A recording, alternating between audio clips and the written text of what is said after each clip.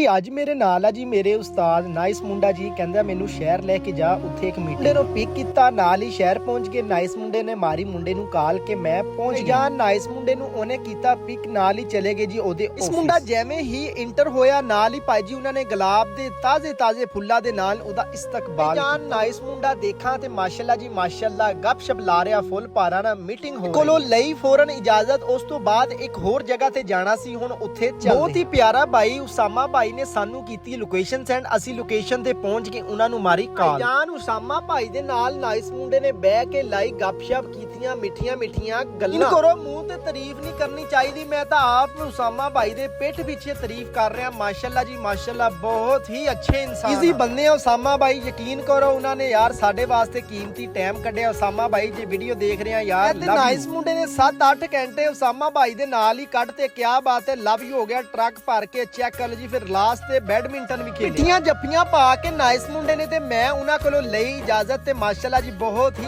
ਅੱਛਾ ਲੱਗਿਆ ਇਹਨਾਂ ਨਾਲ ਟਾਈਮ ਸਪੈਂਡ ਕਰਕੇ। ਭਾਈਜਾਨ ਵਾਇਸ ਓਵਰ ਪਤਾ ਕਿੱਥੇ ਬਹਿ ਕੇ ਲਾ ਰਹੇ ਆ?